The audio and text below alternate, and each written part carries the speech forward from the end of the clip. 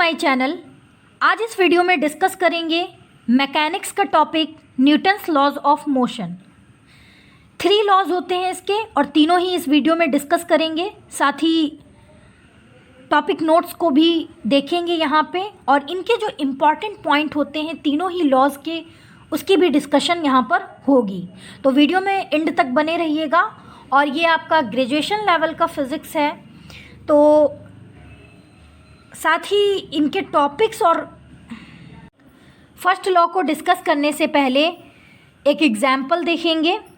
तो ये एक टॉय कार है और इसे हम एज्यूम कर लेंगे या मान लेंगे कि ये एक बॉडी है, ऑब्जेक्ट है या एक वस्तु है।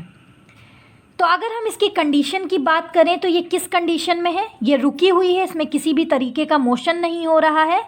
तो ये रेस्ट की कंडीशन में है, यानी स्टेट ऑफ रेस्ट में है। और इसकी कंडीशन तब तक चेंज नहीं होगी जब तक हम इस पर बाहर से कोई फोर्स अप्लाई ना करें। इसकी कंडीशन को चेंज करने के लिए हमें फोर्स अप्लाई करना होगा, ठीक है। तो यहाँ पे देखिए हम इस पर फोर्स लगा रहे हैं इस ऑब्जेक्ट पे। तो ये देखिए ये अपनी जगह से मूव हुई, ठीक है। तो जब ये मूव कर रही थी तो इसकी कंडीशन चेंज हो गई, यानी कि ये स्टेट ऑफ रेस्ट से स्टेट ऑफ मोशन में आ गई। तो हमें किसकी हेल्प लेनी पड़ी? हमें फोर्स की हेल्प लेनी पड़ी।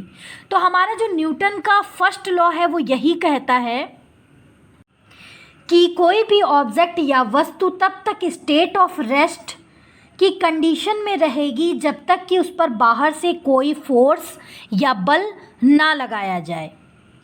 इसकी स्टेट को चेंज करने के लिए हमें फोर्स की आवश्यकता पड़ेगी, फोर्स की नीड होगी इसके स्टेट को चेंज करने के लिए, ठीक है। तो ये हमारा Newton's first law of motion है। आई होप आपको क्लियर हुआ होगा। और यहाँ पे ये डिफाइंड करता हुआ नोट्स है, आप इसको एग्ज़ाम में एब्सोल्युटली लिख सकते हैं, ठीक है। Everybody continues to be in state of rest और of uniform motion in a straight line unless acted on by some external force, okay. अब इसके कुछ इंपॉर्टेंट पॉइंट है वो हम देख लेते हैं, ठीक है। तो यहाँ पे देखिए 2 ऑब्जेक्ट हैं, ऑब्जेक्ट नंबर 1, ऑब्जेक्ट नंबर 2। इसकी स्टेट क्या है? रेस्ट है और इसकी स्टेट मोशन की स्टेट है, ठीक है। ये स्टेट ऑफ रेस्ट में है ये ऑब्जेक्ट स्टेट ऑफ मोशन में है। तो यहाँ पे आप देख सकते हैं अगर स्टेट ऑफ रेस्ट में है तो इसकी जो इनिशियल वेलोसिटी होगी वो 0 होगी, जाहिर सी बात है।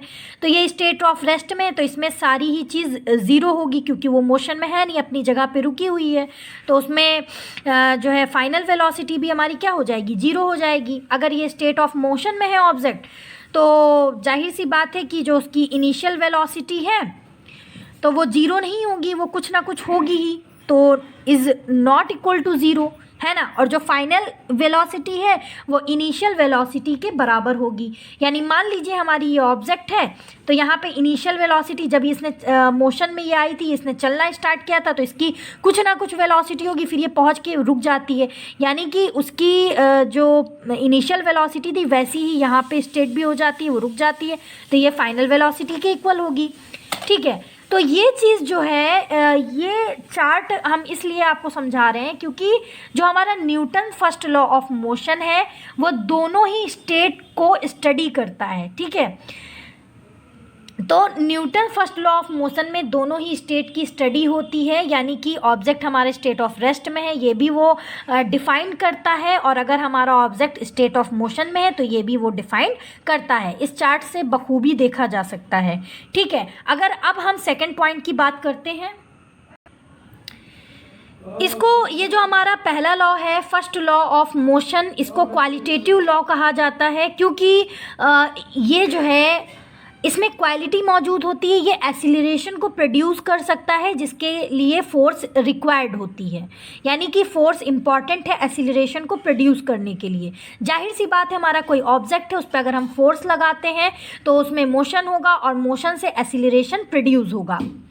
थर्ड पॉइंट है हमारा, ये बहुत इम्पॉर्टेंट पॉइंट है और ये एग्ज़ाम या में पूछा जा सकता है मल्टीपल चॉइस क्वेश्चंस के थ्रू, पूछा जा सकता है, ठीक है।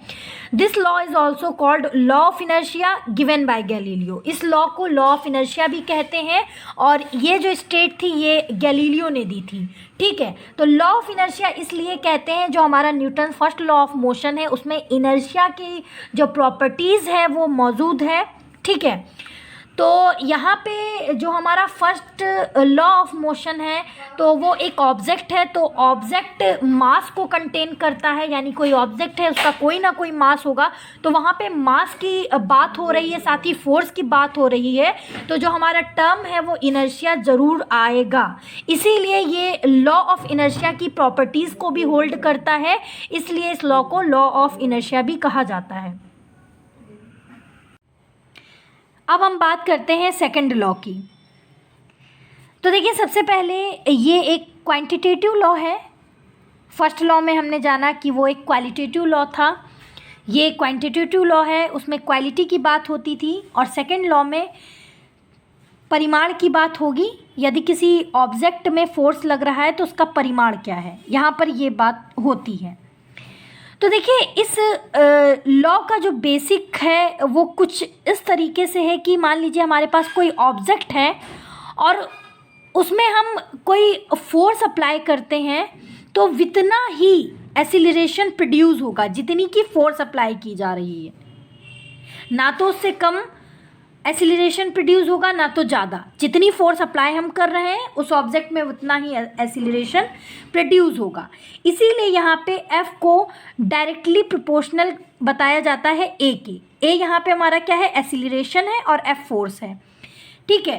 तो इसीलिए जब इसको हम सॉल्व करेंगे तो कुछ इस तरीके से हमारी इक्वेशन आती है F is equal to m में, जो कि फोर्स का एक इम्पॉर्टेंट फार्मूला होता है, आप लोगों ने पढ़ा होगा। और ये जो फार्मूला होता है हमें सेकंड लॉ ऑफ मोशन से ही मिलता है, ठीक है। अब बात रही कि हम सेकंड लॉ को डिफाइंड कैसे कर सकते हैं। तो देखिए यहाँ पे पॉइंट में लिखा हुआ है कि the rate of change of linear momentum is directly proportional to the applied force. तो यहाँ पे लीनियर मोमेंटम क्या है, P है। तो इस तरीके से भी हम डिफाइंड करते हैं, या फिर हम इसको इस तरीके से भी डिफाइन कर सकते हैं कि F जो है प्रोपोर्शनल होता है एक्सीलरेशन के। F is directly proportional to the acceleration. अगर हम इस इक्वेशन को जो यहाँ पे लिखा हुआ है प्रोपोर्शनल टू dp/dt को सॉल्व करेंगे तो हमारी equation F is equal to ma ही आएगी। तो इस तरीके से हम सेकेंड लॉ ऑफ मोशन को डिफाइंड कर सकते हैं। तो यहाँ पे देखिए लिखा हुआ है कि कैसे हमें एग्जाम में लिखना है। According to second laws of motion the rate of change of linear momentum of a body is directly proportional to the applied force and takes place in the direction of the force. F proportional to dp/dt। और जब हम इसे mathematically solve करेंगे पूरा, तो पहले तो हम ये डिफाइंड करता हुआ कुछ लाइनें लिखेंगे और ये फॉर्मूला लिखेंगे, फिर इसको हम जब आगे सॉल्व करेंगे तो कुछ इस तरीके से हम सॉल्व करेंगे, और ये पूरा ही हमको एग्जाम में करके आना है। According to Newton second laws of motion, तो देखिए हमारा क्या था, F प्रोपोर्शनल टू dp/dt। तो इसको जब हम सॉल्व करेंगे, प्रोपोर्शनैलिटी का सिंबल हटाएंगे तो इक्वल करके एक कांस्टेंट K ऐड होगा। K क्या है हमारा, एक प्रोपोर्शनैलिटी कांस्टेंट है, तो इसीलिए हम K की जगह 1 लिख सकते हैं, पुट कर सकते हैं, ठीक है। तो हमारा यहाँ पे क्या आ जाएगा finally, F is equal to dp/dt, ठीक है। P हमारा क्या है, P लीनियर मोमेंटम होता है और इसका फॉर्मूला होता है P का, P is equal to mv, है ना। Product of mass and velocity is equal to linear momentum P। तो यहाँ पे P की जगह हम पुट कर देंगे mv। तो जैसे ही हम पुट करेंगे तो ये जो हमारा m कांस्टेंट है ये आगे लिखा जाएगा, तो हमारे यहाँ पे आ जाएगा dv/dt। तो यहाँ पे देखिए आ गया है F is equal to m dv/dt। तो m को कांस्टेंट हम कंसीडर करेंगे और dv/dt हमारा क्या होता है, एक्सीलरेशन होता है। The rate of change of velocity is equal to acceleration a, है ना। तो ये फॉर्मूला होता है, पता होगा आपको। तो dv/dt की जगह a आ जाएगा, तो F इज इक्वल टू हमारा क्या आ जाएगा, ma आ जाएगा। तो ये हमारा Newton second laws of motion है। कंप्लीट इसका जो एक्सप्लेनेशन है यही है।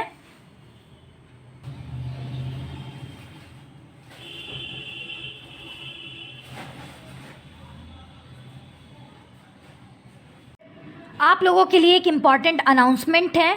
जो मैकेनिक्स का एक इम्पॉर्टेंट टॉपिक है frame of reference, inertial and non inertial, तो उस टॉपिक पे मैंने वीडियो पहले से ही बनाई हुई है और अब मैं उस पर वीडियो नहीं बनाऊंगी। तो अगर आपको वो वीडियो देखनी है तो उसकी लिंक आपको नीचे डिस्क्रिप्शन बॉक्स में या ऊपर आई बटन में मिल जाएगी। Okay, now Newton's third law of motion.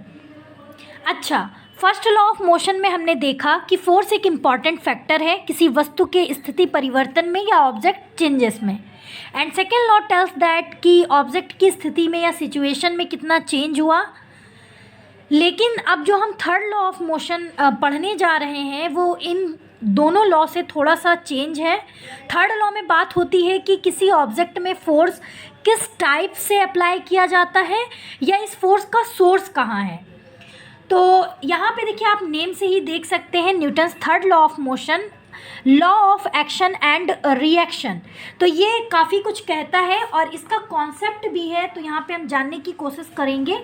Important point में मैंने इसका कॉन्सेप्ट कुछ अच्छे से समझाया है, तो वो हम कॉन्सेप्ट समझते हैं एंड बाद में एग्जाम में नोट्स कैसे लिख कर आना है थर्ड लॉ ऑफ मोशन का, उसके बारे में हम बाद में डिस्कशन करेंगे। तो देखिए, जो हमारा Newton's third law of motion है वो क्या कहता है कि मान लीजिए यहाँ पे एक ऑब्जेक्ट ए है और दूसरा ऑब्जेक्ट बी है। ऑब्जेक्ट ए का मास m1 है, ऑब्जेक्ट बी का मास m2 है। तो ऑब्जेक्ट ए है वो ऑब्जेक्ट बी पे फोर्स लगा रहा है जिसे डिनोट किया जाता है FAB से, और यहाँ पे ऑब्जेक्ट बी भी फोर्स लगा रहा है ऑब्जेक्ट ए पे जिसे डिनोट किया जा रहा है FBA पे। ठीक है, तो यही कहने का मतलब है, और यहाँ पे दोनों ऑब्जेक्ट का मैग्नीट्यूड सेम है लेकिन डायरेक्शन चेंज है। ठीक है, क्योंकि देखिए यहाँ पे ऑब्जेक्ट बी जो फोर्स है ये अलग डायरेक्शन में लगा रहा है और ए वाला ऑब्जेक्ट अलग डायरेक्शन में लगा रहा है, तो जाहिर सी बात है कि डायरेक्शन चेंज होगा। ठीक है, तो यहाँ पे जो स्टेट है वो भी यही कहता है थर्ड लॉ का कि to every action there is equal and opposite reaction. यानी कि अगर ऑब्जेक्ट ए ऑब्जेक्ट बी पर फोर्स लगाएगा तो ऑब्जेक्ट बी सिर्फ उसे जो है एक्सपीरियंस नहीं करेगा, बल्कि ऑब्जेक्ट बी भी अपोजिट में क्या करेगा, समान मात्रा का फोर्स ऑब्जेक्ट ए पर लगाएगा। तो ये इसका जो है मेन कॉन्सेप्ट है Newton's third law of motion का। बहुत से लोग यहाँ पे जो एक स्टेटमेंट है कि ऑब्जेक्ट ए अगर बी पर फोर्स लगा रहा है तो बी उस फोर्स को एक्सपीरियंस कर रहा है, ऐसा अगर सोचते हैं तो वो बिल्कुल भी गलत जो है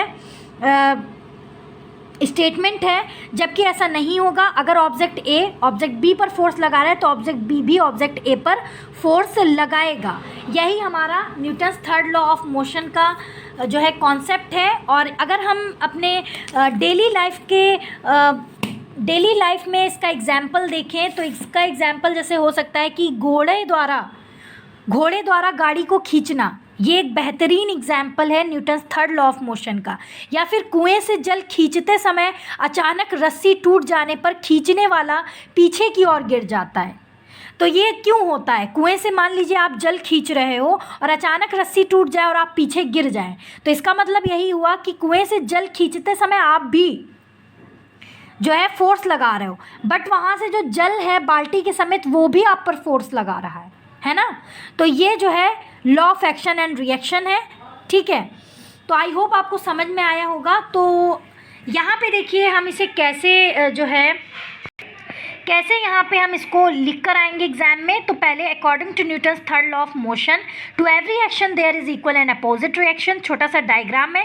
बाद में जो मैं यहाँ पे आपको वही बता रही थी, तो वही स्टेटमेंट यहाँ पर लिखी हुई है कि मान लीजिए दो ऑब्जेक्ट ए एंड बी हैं जिनका मास m1 m2 है।